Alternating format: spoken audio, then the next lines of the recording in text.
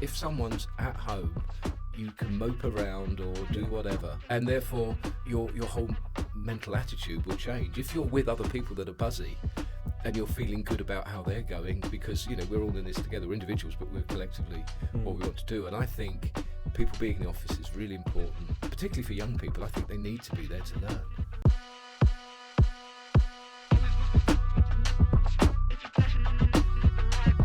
Welcome back to another episode of Rec Talk. I'm your host, Nitin Sharma, founder of RecTools.io, Rec Circle, and a whole bunch of other problems projects, also including the Recruitment Curry Club, which is, check the description for information on that.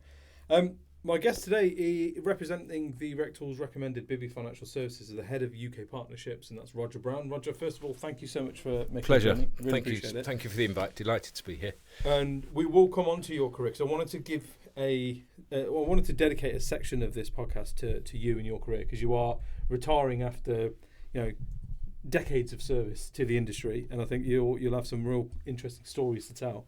But I wanted to start with kind of this world of invoice financing and Bibby Financial Services place within it, because it's one of those companies that is always there. They always seem to have fingers in the pie, but we never really see or hear much of you. Do you know what I mean? So yeah, tell me a bit about kind of Bibby and its offering within the recruitment space, and why don't we hear from you guys as much as we do from some of the other ones that are throwing money at marketing? And okay, thank you. Yes, I mean Bibby has been established for over 40 years in invoice finance now, so we've been around a long time. We've been through recessions, growth periods, all that sort of stuff,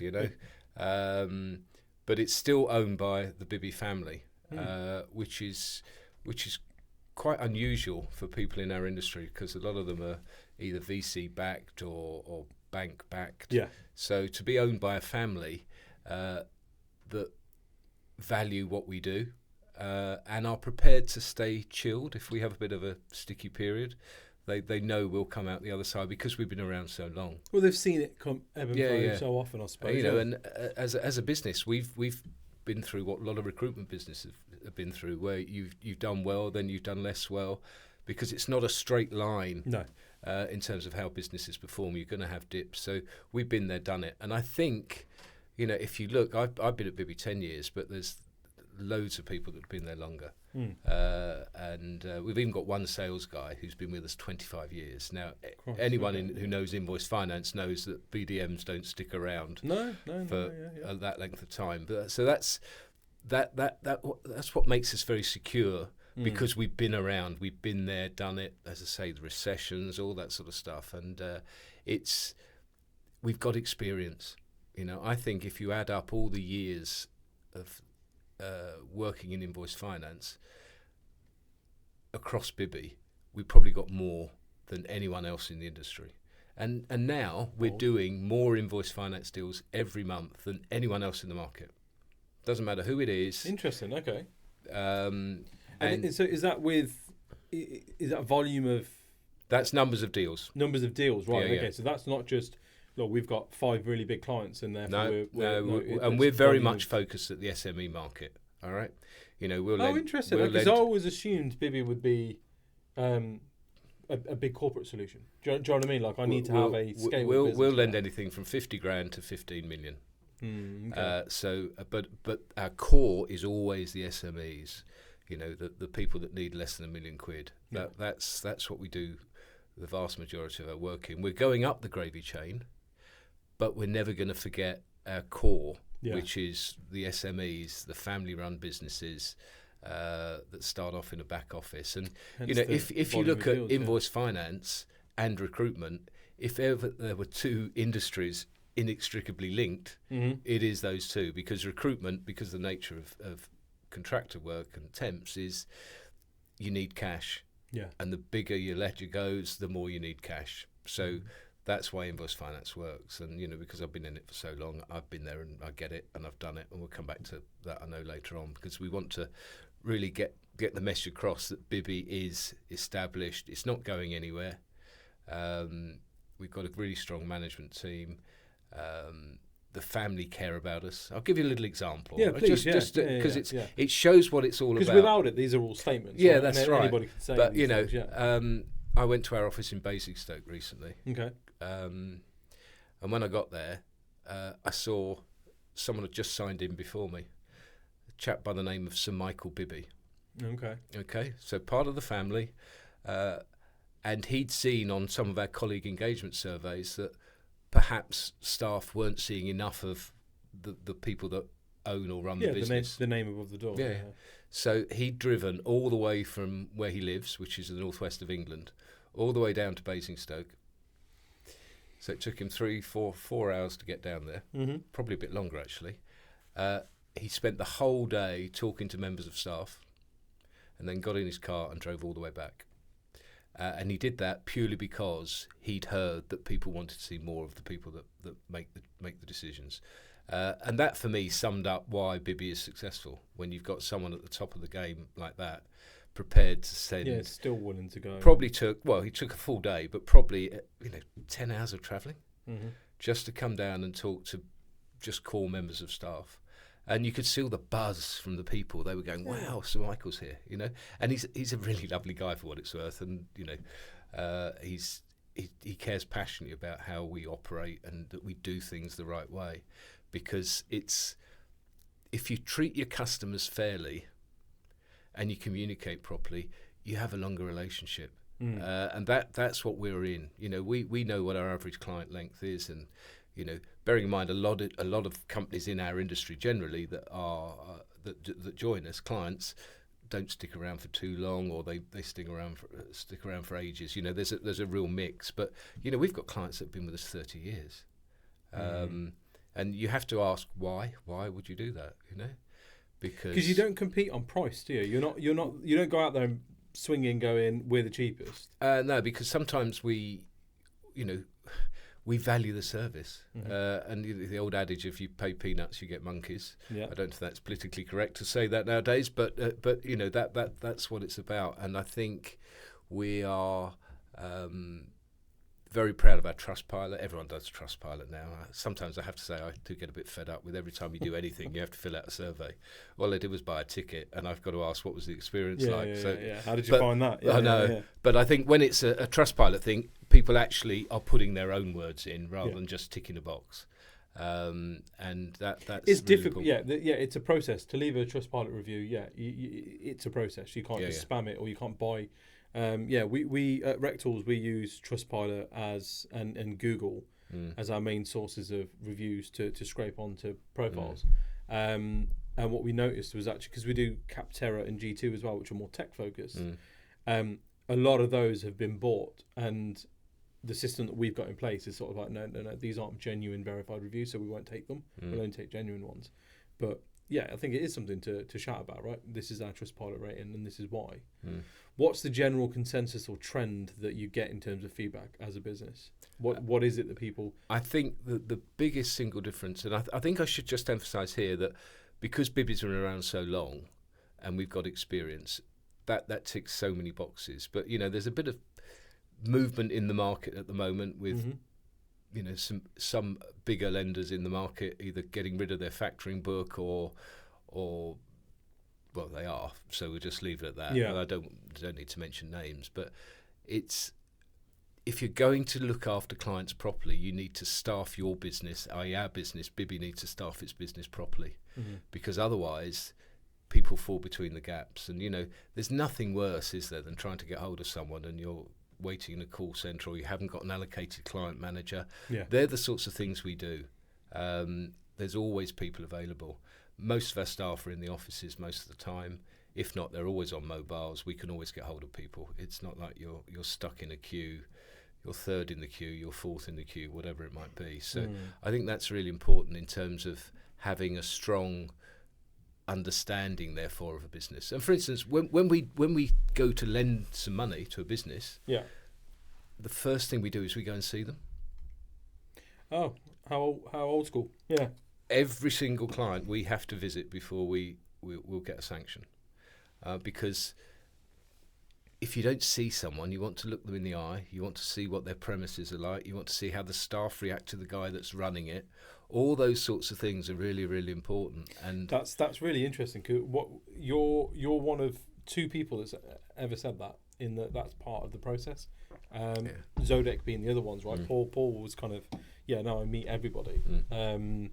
My old recruitment agency was a Zodec customer, so he came out, he met us, that kind of thing, and I was sort of like, that's not a sustainable, scalable practice, though, Paul. And he echoed the same thing. You've got to see the whites of their eyes. You've got to see who you're dealing with, because we're talking about hundreds of thousands of pounds, and. Yeah. Well, we're lending the money. We want to make sure that we're lending it to the right people. Yeah. Because if you lose money, which we will, because we're in the risk game, all right? Absolutely, we will lose money. But you need to know that you've got some commitment from the people at the other end. And you did everything you could to ensure that we want to mitigate you don't want to rock it. up somewhere and go, hang on a minute, this person's made out as if they've got this, and this, and then you turn up and they're registered offices with Fitzrovia, and then you rock up and it's a one person trading out of their mum's bedroom. It's like, all right, cool, look, that's fine, but the facility you're asking for doesn't lend itself to this. Exactly. We have other things suitable for you. And that's really important. And in the recruitment industry, a lot of people start off working for big companies. Yes. They're doing really well, earning reasonable money, but think, hold on, I could do a lot more or earn a lot more if I was doing this myself. So we do see an awful lot of startups in that sector. And therefore, I think that's only going to increase. Yeah, that year on year, that is increasing, right? The number of businesses right now, in terms of going insolvent and folding in recruitment, is on the rise. But so is the volume of recruitment agencies opening up. But the difference maker is, whereas once upon a time they would go to an incubator model or a kind of back office solutions provider and go, I just want to bill and you look after everything. There seems to be more of this transition into, no, hang on, I want to kind of shop around myself and see if I can, I don't want to give 25% of my billing away because you made me a website and you gave me a CRM for 10 days, that kind of thing. So I think you will see an increase in that, but increasingly what I've noticed, and it'd be interesting to get your thoughts on this, a lot of these guys that are leaving big business and setting up on their own aren't educated enough. They don't understand what invoice financing is, and let alone that it exists. I've met with a number of business owners who either go perm only because their answer to not doing temp is, well, I can't afford to, and or they don't know what invoice financing is. And I always say the same thing to them. It's like, look, I'm ex-Michael Page. Michael Page invoice financed. They had an entire credit control team and so on, but they didn't take that risk to their cash flow. They let the banks do it. Where do you think that lack of education comes from, or what's that stemmed in? I think it comes from what is, I think, quite a basic fault, if that's not too strong a word to use, about people starting up recruitment. A lot of them are really good at sales. All right, that's what they and let's face it, people in recruitment work really hard. Yeah. All right, if you put the hard yards in, you will get the benefit. Totally agree. Probably, but it's not all about being a salesperson. No. You've got to understand how to run a business and what makes the difference. And because we've dealt with so many startups, we can give advice. And it's free. It comes with the service. That's what we do. Because it's in your interest for them to succeed. Oh, absolutely. Effectively, that's the bit I always found interesting when, because there's a charge attached to your service and so on and so forth, that becomes the dynamic sort of changes a little bit, right? And so for people who aren't necessarily as business savvy yet in their business journey and business ownership journey, I always found that there was this kind of like dislike towards invoice finance, invoice factoring. No, I don't want to use. No. They're here to take my money. That's my billings. They're here to take it. And you kind of think, well, look, if you flip that mindset over, it's in their interest for you to get your first 10 temps out and then push you to go get another 10 out, get another 10 out. Because each time you do that, they get paid. Yeah, I want people to use our money to make money. Right. That's the adage. I've worked on it for 30 odd years in this industry. That is the bottom line. Otherwise, why borrow? All right. We're here to generate more profits for our clients. And the strange thing is, because, well, not strange, but because the debtors are our collateral, that's what we're lending against. our clients are keeping an eye on their debtors far more than they would before they joined us. So most clients, when they join, their average debtor days drop by at least 5, because they're focusing on what is actually, in a recruitment business, their only real asset, other than the people, which are really important. You know, your people are your brand, aren't they? Yeah. That's blatantly obvious. So you get the right ethic, but you've got to keep on top of all the bureaucracy of running. And I think if you look at how accountancy packages have changed, you know, it used to be quite a ball's ache to do all that sort of stuff. It's all changed so much now, and people can get off the shelf stuff that can actually do all their effectively real-time reports, right? That's right. Yeah, here's how you're performing. So it makes it easier for people to monitor it, but they have to monitor it. And you know, invoice finance comes in all sorts of guises. You know, we can do full factoring, we can do back office where we're raising the invoices, paying the tax, all that sort of stuff, or we'll do invoice discounting. But it's almost sort of a grey area between all of those three. It sort of merges into, as the term you've used, which I believe is correct, is invoice finance now. I think we'll use that, and there's all sorts of derivatives of that come within what used to be factoring or ID. That's what it used to be. This is it, yeah. I always kind of thought it's just a different way of like slicing the pie, right? In that it works. This might work for one business more than it works for a different one, and so on and so forth. Depends on your client portfolio and so on. I also speak to a lot of recruitment business owners who are very clued up in this sort of space and have got, you know, everything that needs to be outsourced or offshored and you know, using third-party businesses in place. But a lot of them are kind of like, I'm not touching my invoice financing. I'm not touching that. You know, it's fine. It works. I know it might be cheaper somewhere else, or it could be more efficient somewhere else. I just don't want to do it. What do you think that level of that kind of anxiety piece is sort of founded in? Yeah, is it bad experience? Is it witnessing other people make mistakes? It's really strange. Yeah. You get there's two aspects to that. Right. You get some people that change at the blink of an eyelid because they're chasing the cheapest deal. Yeah. All right. And you get other people that just head in the sand. I'm not going to move. I'm just going to stay where I am. And I think, you know, as an invoice financier, I want people to stay with us as long as possible. Of course you do. Yeah. So therefore, we have to be reactive on pricing. Whilst I say we don't sell on price, we sell on our service. If we've got the right deal, we'll come up with the right price. And similarly, we have to track that when it's with us to make sure that whatever fees we were charging when they joined, and suddenly 2 years later they're 3 times the size, the percentage you'll be charging them will be lower. You know, you have to reflect that, because otherwise that's where people then get gurney. They suddenly think, hold on, I'm actually being fleeced now. And often it might be their only reason that they might change is because someone else has told them, rather than thinking about it themselves. And, you know, we've got a team of BDMs right across the country that are there to go and see people in their premises. And, you know, sometimes we'll just be first reserve for a while when we're with an existing funder. But once you build a relationship, because selling in all its guises starts with building a relationship. And if you haven't got a relationship, it's not going to work. All right? That's an interesting point, and it's prompted a question for me. What is the average sales cycle within this kind of the invoice discounting world? So, John, and the reason I say that is because I'm coming in from a place of experience where I had a business partner who would do that, you know, chase the cheapest deal, and, you know, would get his nose put out of joint because his wife was our bookkeeper and she'd maybe file something incorrectly, and the invoice finance company would be on him going, that's unacceptable, you know, that's wrong, blah, blah, blah, we're going to withhold this, or we can't do what you want us to do, we're not going to advance, whatever it might be.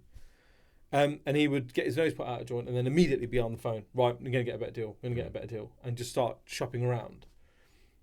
That to me is akin to, you know, when you make that business development call as a recruiter and the client says, oh yes, please send me 6 people tomorrow. I don't want to be working with that client because that client is fundamentally something wrong with that, right? In an ideal world, in an ideal customer environment, what is the sales cycle here? You know, from building that first contact relationship through to, okay, Mrs. Recruitment business owner, Mr. Recruitment owner, business owner, I'm ready to make that decision. A a lot of it's driven by the client, strange enough, because we, as I say, we do the face-to-face meeting. We will then want information. All right. Yeah. And yeah, we'll be very honest. We want to know where they are with their tax. Yeah, of course. You know, I've seen some lenders don't care about that. Well, hold on, that's not setting the business up on the right foundation. You've got to understand the whole business cycle. Deals can be done in 10 days. They can take 6 months. It just depends on what is driving the client into what they want to do. You're right. A lot of people, you know, won't do the bureaucracy properly, and therefore think, "Oh, I'll move." Yeah. But all you're doing is just putting your head in the sand. Yeah, you're shifting the problem, aren't you? And you know, we know that people make errors. All right. But we're understanding of that. You know, if it's a genuine error, fine, okay, we'll help you get over it. Yeah. This is what you do to improve it. But you know, we know fraud is our biggest single issue of why we lose money, after obviously the debtors going bust, and therefore which doesn't happen as often as the fraud side of things. That's the thing to. Fraud is something. That's why you need to staff the business properly, because you know we can spot it. And you know, as I said, if you lose $100,000 on a deal, you've got to lend a lot of money to get that $100,000 back. Yes, because we work on thin margins. You work in margins, aren't you? That's right. Yeah. And but I do think people should actually look at their deal. They should look at how long they're tied in for, because a lot of companies will tie the people in for a ridiculous long time. They need to look at their notice period. Yeah. They need to understand where are they going, what is changing in their book that might not fit comfortably with their existing funder. We fund, you know, on temps, we do a lot of export funding. Some people don't do that. There's certain sectors that... That's really interesting, actually. Yeah. Because there is... It's not just a case of, we fund temp, we fund perm and temp. It's actually what type of business are you and what kind of things are you running? International, that's going to explode, you know. International placements are going to be exploding. There's a lot of people going over to try and recruit in the US. That in itself is a complicated beast. But you've got then employer of record options and so on and so forth. So it's only a matter of time before businesses get a bit more savvy with how they offer their services. And you've got to make sure that your back office can cope with that. Because each country will have slightly different rules. That's right, yeah. And different, you know, Bibby have offices in like 10 other different countries around Europe. So, and whilst, you know, there's Germany and France, there's Poland, Slovakia, Czech Republic, there's a whole Poland, a whole host of them.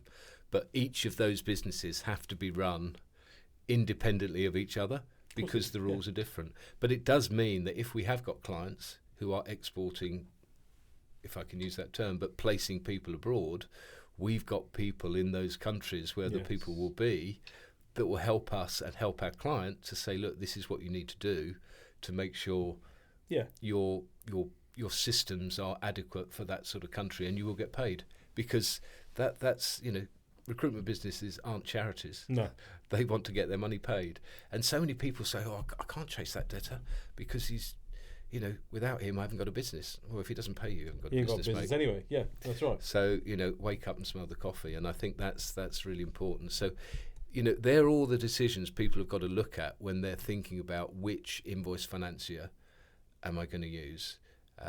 You know, we're proud that we're members of REC, because a lot of people in startups in particular will use their documentation as their first point of call. But obviously they do, you know, Neil Carberry does an amazing job there running that, and the sort of level of work they're doing with the government now to try and just get them to calm down a bit and make sure that where we're going actually works for everyone. Yeah, we're not going to get into politics, obviously. But no. I think, look, the only thing I'll say on that is it'd be nice for the media to, I don't know, maybe reach out to somebody else within the recruitment world rather than keep rolling James Reed out and hearing what James Reed's got to say about how Reed are doing, and Reed's performance being reflective of the entire industry. Because I'm speaking to some incredibly talented people and business owners who are flying at the minute. And there's no shortage of vacancies. There's no shortage. You know, they're not struggling to get paid by their clients. Their process and their supply chain is working very well. You know, well, it'd be nice to hear from somebody that's. We don't want to talk ourselves down as a nation. You know, No. Britain is renowned for being entrepreneurial, and you know, we get over hiccups. But you know, at least if we've got certainty, we know what it is. Yeah. It's when we have uncertainty that's the biggest problem. And we have lots of clients making lots of money. Yeah. We have some that aren't. All right, but for us, the key is their debtors, who because that's where we get our repayment from. But I think, you're right, James Reed being everywhere with his doom and gloom, and what's Neil's comment? Let's thrive in 25. Yeah. Let's talk ourselves up, and But we saw that. So I picked up on this. There was a real kind of, everybody was bashing how 2024 went. It was terrible. We had a terrible year. Blah blah blah.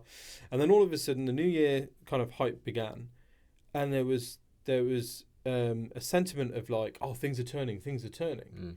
And I went and I had a couple of guests on that we discussed this with as well. And I said, look, it's arbitrary. The 1st of January is just an arbitrary date. Mm. There's nothing that's happened legislation-wise, pestle analysis-wise. There's nothing that's happened that makes today any better than yesterday in terms of my chances of surviving as a business. Mm. No change has happened.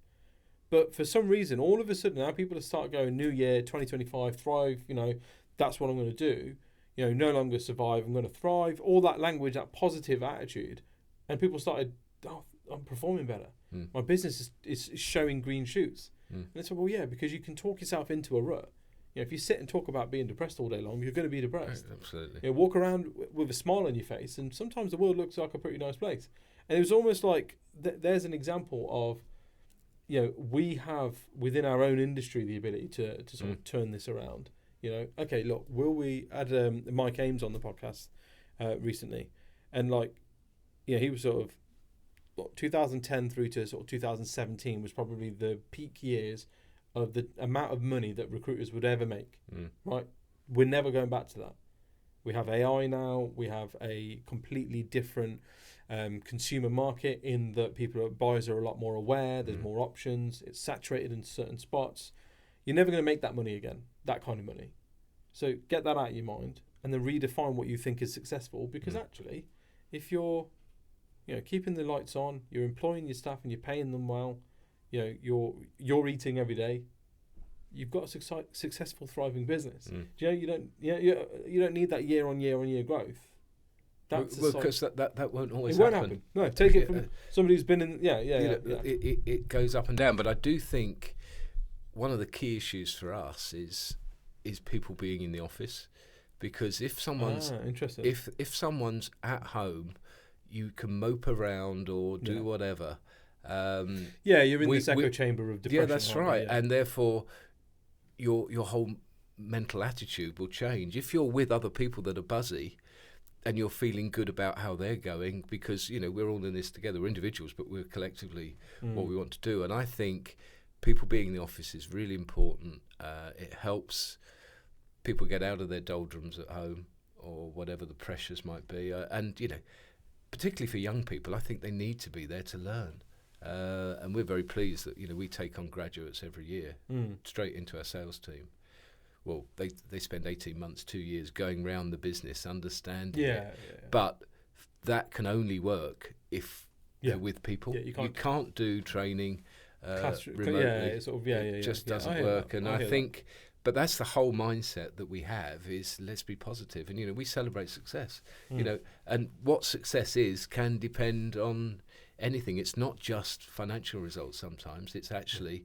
We've just helped that really good client, or that client was really struggling, but we've helped them come through it and they've come out the other side. And that gives us all a buzz. We're feeling good. And, as a salesperson, there's nothing better than putting a deal on, because that's what we do. Part and parcel of the job. And you celebrate with other people. It's so important. That's a mind shift change as well, though. I think there's no longer focusing on running a sales business or a sales engine, and instead focusing on running a business or a service that enhances something or someone's life, right? We noticed this when we were running the recruitment agency, that we ended up with a crop of staff who were more bothered about placing the right people in the right jobs than the fee. I was of the school of thought that I'd pick up a job and clients give me exclusivity, and then immediately the calculator's out, and I'm like, it's a $5,000 fee, add that to that, okay, that's £600 commission, cool. that's what I'm working towards. Whereas these guys were like, yeah, no, I like this candidate because I like this candidate. I've spoken to this person. They've told me their reasons for wanting to apply. I don't think they're going to not show the interview. I think if they got the offer of the job, they would take it. You know, I want this person to get the job. But I'm not, you know, do you know what I mean? And that would be the focus. And I think that's sort of bled into the wider generations now, because people are like, it'd be nice to have a good purpose, right? Yeah. You sign on if I'm a BDM in an invoice financing business and I sign on a startup today, and in 3 years' time, this business is thriving. You know, 15, 20 staff, you know, turnover increase year on year, and we've helped support that and played our little part by funding those early invoices and making those little decisions along the way where you went, we shouldn't do this, but go on then, we'll let we'll extend that. We won't do that. We won't send that red letter. You're bang on the money, because I think people underestimate. They think we're just salespeople. That's all we're interested. But you know, we get a buzz out of seeing someone. You know, how many people have I made millionaires because I've helped their business grow? Because that's what invoice finance does. It's all about helping your business grow. I think that's almost the title of this episode. How many people have I made millionaires, right? Because that's the, you know, I sometimes call myself a dream maker, which sounds a bit cheesy, but I can make your dreams come true. Well, look, you know? Recruitment's a low barrier to entry, and I speak to really successful business owners who have done very well in recruitment, and they all say the same thing.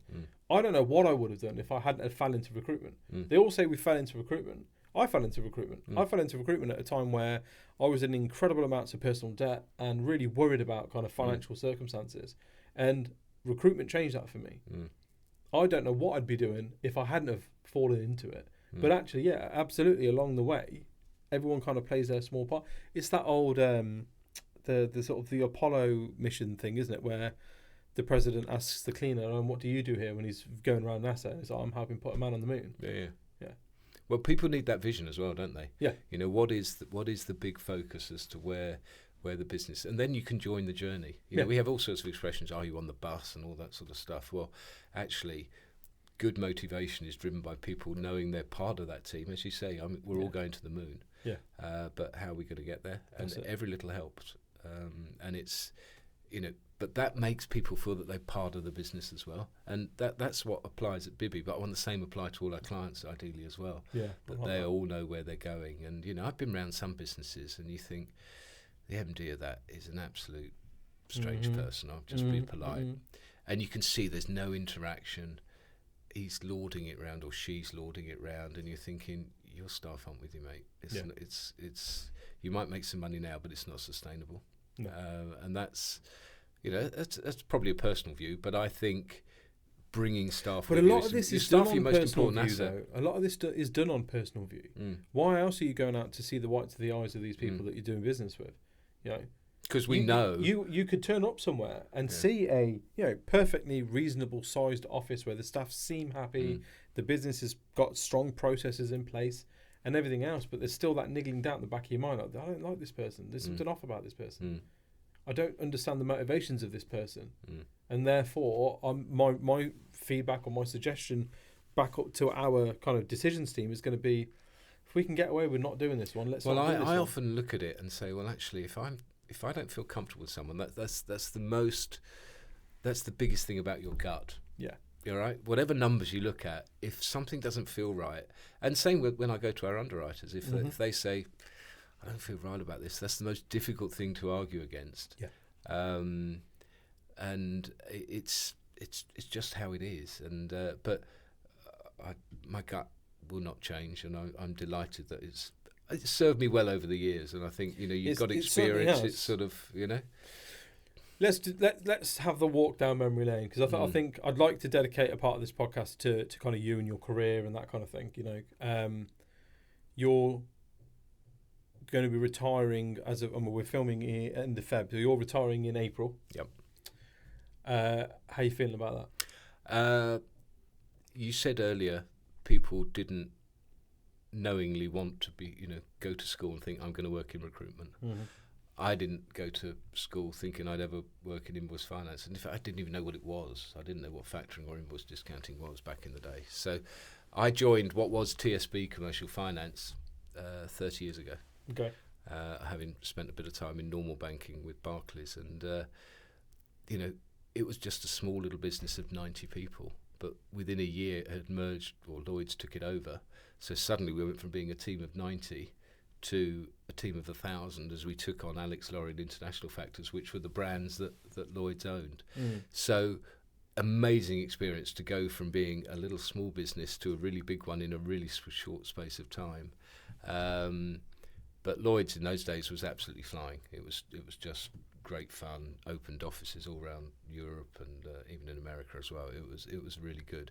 So I learnt so much there, and I'm always grateful for those sorts of things. And I do remember back in the day when we used to make chaps payments on machines. I typed in the multi-million £1 first payment I made to a company called Blue Arrow, which is back in the day, for those that are old enough, was one of the big recruiters. So that gave me a buzz. But what I really enjoyed was the fact that this industry has given me a nice lifestyle, but also has made people so much money and seen their businesses grow. And we often talk about Maslow's pyramid of needs, where you just need the basics at the beginning, and the higher up the pyramid you go, the more you need those other bits and pieces that make you feel good.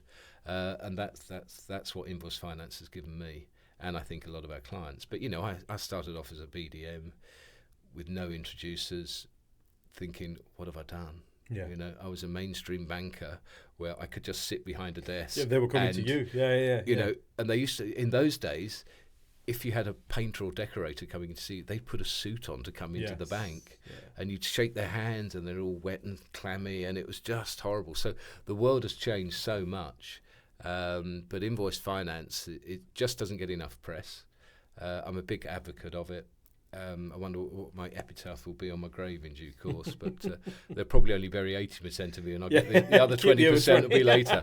But I think it's given me an amazing experience of seeing so many businesses, and I think that's the one takeaway I'll have when I retire is just look at all the businesses, be it recruitment or all the other sectors we lend to, and it's just been the most brilliant career that I didn't ever think. I didn't start off thinking I'm going to work in Invoice Finance. It was just an opportunity. What were you going to be? I was going to be a mainstream banker for the rest of my life, because back in the day when I started work 40 odd years ago, people had jobs for lives. That was what you did. And I'm sure if I'd stayed at the bank I was at originally, I'd have probably been retired 6 years ago, I think, if I think that would have done me in. But it gave me a new lease of life going into Invoice Finance and seeing how businesses grow, making people millionaires, as I say, and it was just great fun. I've worked with some amazing people, and I often, because I like football, I often liken the managers I've had to football managers as well, and you're picking up bits and pieces from all of those different styles. And I think one of the things I'm equally proud of, as well as the success I've had, is how we've been able to train people. I get a huge buzz out of bringing someone through who started off lowly and has gone higher and higher and higher, because I hope I've trained people well, hoping I'm giving them the right work ethic, because if you don't put the work in, you're not going to be successful. No. Doesn't matter how pretty you are or how whatever your name is, if you don't put the effort in. Yeah, the smoke and mirrors will only carry you so far. Yeah. BS only goes certain far. And I think, when I had my retirement job, I've got a few people coming that I have known for years, I was part of their mentoring program. And I think, when I do retire, that might be something that I continue on in some guise, because it gives me a buzz to see people making the best of their potential. I hate it when people waste their potential. And, luckily I've been very successful in choosing normally good people to work with me that have done well. You get the odd that go wrong. But when it does go wrong, you think, I look at myself first and think, why is this person not working? Because I feel, I want to invest in that person. I want them to do well, but you can't it's Well, not no, always going look, to happen. someone's potential is theirs to Mm. achieve, right, and to fulfill. It's not, we can only kind of nudge and sort of prod people in the right direction for so Well, long. you know, I can teach people things, Yeah. but I can't teach them drive. No. You've No, either that's- got it or you that's it. haven't. Yeah, And, you know... Look, people can have all the information and still make the wrong choice. Yeah, absolutely. You know, that's just yeah. the beauty of the world, isn't it? Yeah, Which yeah. is why some end up there and some end up there. So Yeah. So it's been an amazing career, and you know, because we're in selling as well, you get the odd Brucey bonus of the odd nice trip to things, and that, you know, for a kid from a council house, would never have dreamed of doing some of the things I've done. So it's been incredibly motivating, rewarding, and I like to think I've given a lot to the industry as well as the industry having given stuff to me. So I'm definitely going out on a high. Bibby's been great for me. 9 years there have been just a breath of fresh air, and I'm very grateful to the people there that have helped me and helped our clients along the way. Amazing. I think that's a great place to leave it. I want to thank you not only for your time today, but for kind of your time in the industry. I think it's what you've described and how you've kind of articulated your career and everything else, I think is hopefully give other people out there a bit of inspiration on how to look at what they do. I love that statement of I made a lot of people millionaires. Like, I love that. I helped that person along the way. And I think that's a mentality that more people should have. Like, I played a part in that journey, and it's genuine. So thank you very much. I appreciate that. I wish you all the best. Thank you so much. Definitely keep in touch. Thank you. All right. That's it from us. We will see you again on the next episode. New episodes drop every Wednesday and every Friday. Thank you for liking, sharing, subscribing, and doing everything that you guys do to make this channel what it is. We'll see you again next time. Thank you so much. Yeah, that was really good. Good. Thank you. I really enjoyed it, actually. It's a very good way to finish that one.